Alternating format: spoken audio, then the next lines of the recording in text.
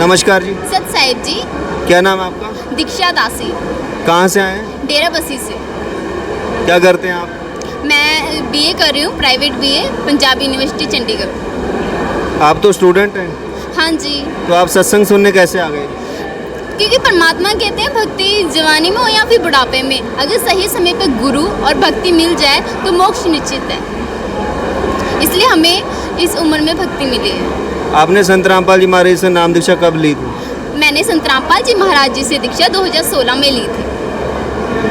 आपके पूरे परिवार ने नाम दीक्षा ले रखी है? जी, मेरे पूरे परिवार ने संत रामपाल जी महाराज जी से दीक्षा ले रखी है। संत रामपाल जी महाराज जी का उद्देश्य क्या है? कुछ उद्देश्य के बारे में बताइए।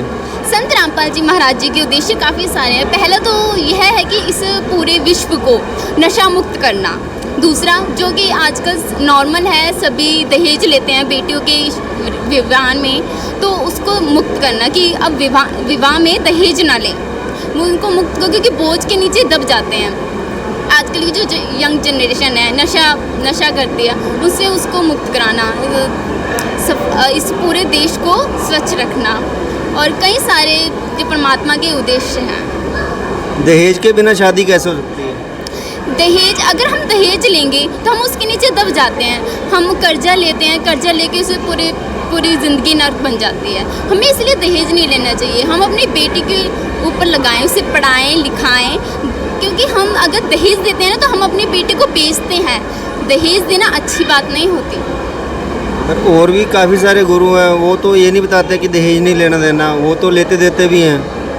देखो, पहले के ज़माने में दहेज देते थे, पर हमने इस चीज़ को ना दहेज का नाम दे दिया। हम मदद कर सकते हैं, दहेज नहीं देते।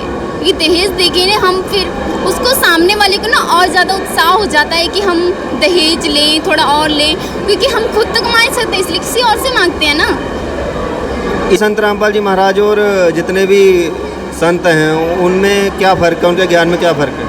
क्योंकि जो संत रामपाल जी महाराज जी हैं वो शास्त्रों के अनुसार हमें साधना करना बताते हैं, मनमाना आचरण करना नहीं बताते।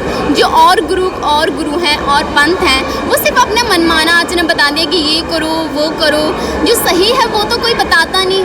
अगर हम थोड़ा कॉन्सेंट्रेट करके देखें तो जो हमारे संत रामपाल जी महाराज गुरु हैं वो शास्त्रों के अनुसार बताते हैं। हर चीज़ कहीं ना कहीं लिखी हुई है कि ये सही है, हम अपनी आंखों से देख सकते हैं, हम मिला के भी देख सकते हैं। कोई भी वन वर्ड भी हमने खुद से नहीं लिखा।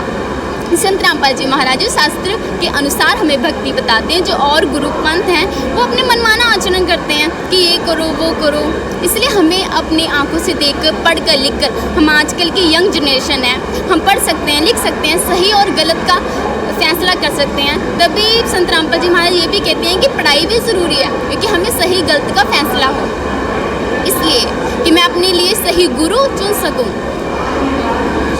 सत साहिब जी। क्या नाम आपका? नेहा दासी। कहाँ से हैं? मैं डेरा बसी लालड़ू।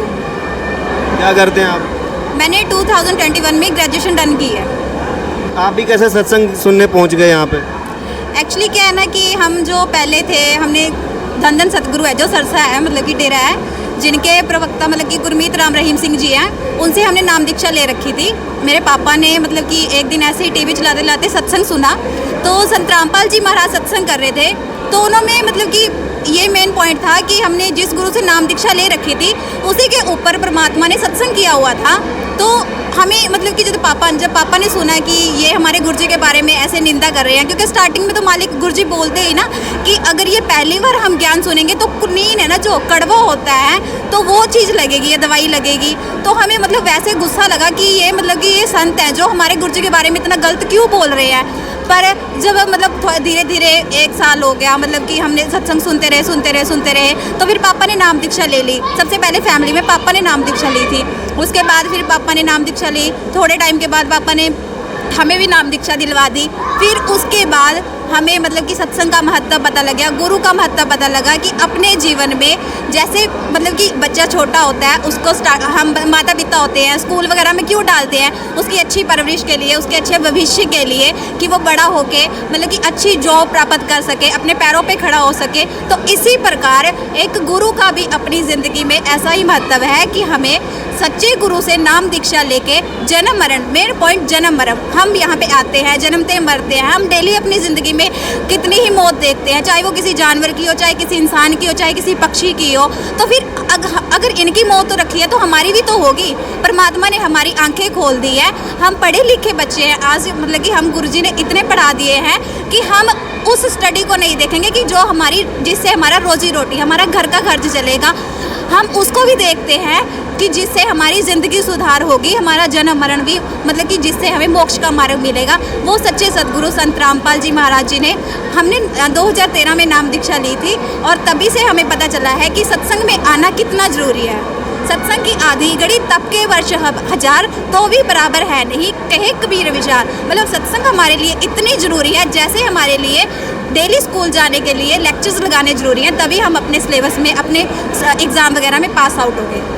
तो इतने सारे संत हैं और इतने सारे जगत के लोग जो हैं वो ये बोलते हैं कि संत रामपाल जी महाराज जो है वो बाकी जितने भी धर्म गुरु हैं उनकी निंदा करते हैं।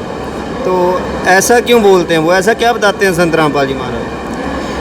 सर ऐसा है ना कि जब हम किसी के बारे में मतलब नवी नवी बातें सुनते हैं तो हमें लगता है कि नहीं भाई भी मतलब कि तुम गलत बोल रहे हो, पर जब अपनी आंखों से, अपने कानों से हर एक चीज़ को व्यू कर लेते हैं, देख लेते हैं कि हाँ भी ये चीज़ सही है, हम अपने मतलब पढ़े लिखे हैं तो सारी बात आजकल साफ़ ही है कि अगर हमें पढ़ना लिखना आता है तो हम कहीं भी कुछ भी लिखा होगा हम पढ़ लेंगे, सही गलत का न्याय कर लेंगे। तो ऐसे ही गुरु महाराज हैं जो संत रामपाल जी महाराज हैं, वो टीवी के ऊपर ऐसी पुस्तक खोल के एक एक वर्ड को उंगली लगा के बताते हैं हमें कि देखो बच्चों कि ये सही है। और ये जो धर्म गुरु है, आज तक किसी ने भी ऐसी कोई भी मतलब सत्संग नहीं किया है जिसमें किसी भी वेद ग्रंथ का, कुरान शरीफ का, गुरु ग्रंथ साहिब का, बाइबल का किसी ने भी दिखावा नहीं किया है कि ये चीज़ यहाँ पे लिखी है।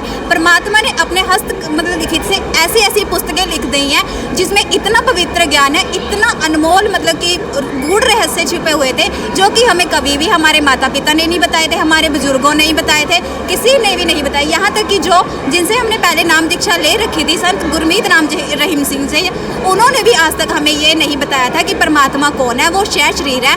और आज हमें पता चल गया कि परमात्मा कौन है। परमात्मा कबीर साहिब जी हैं जो कि वेद ग्रंथ सभी में प्रमाणित है और हम वेद ग्रंथों के आधार पर प्रमाणित भक्ति के आधार पर पूर्ण परमात्मा की भक्ति करते हैं। अगर संत रामपाल जी महाराज से और भी किसी ने नाम दीक्षा लेनी हो तो कैसे ले सकते हैं? परमात्मा अगर सदगुरु रामपाल जी महाराज से नाम दीक्षा लेनी है तो जैसे कि हमारा सत्संग आता है 7:30 पे शाम को साधना चैनल पे, मतलब कि हर एक प्लेटफॉर्म पर अब तो सत्संग की बिल्कुल मालिक ने इतनी वर्षा कर दी है कि सुबह शाम सत्संग चल ही रहा है। आप फ़ोन वगैरह में आजकल हर एक पर्सन के पास फ़ोन है, तो आप अगर आपको कोई भी चीज़ झूठ लगती है तो आप सर्च करके वेरिफिकेशन कर सकते हो कि ये चीज़ रियलिटी है, ये चीज़ मतलब कि झूठ है।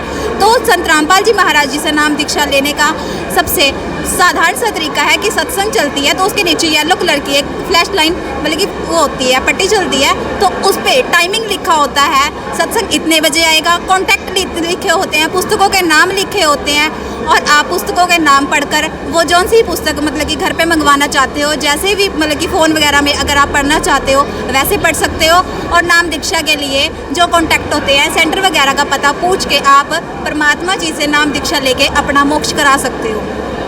ठीक है, धन्यवाद। सत साहिब।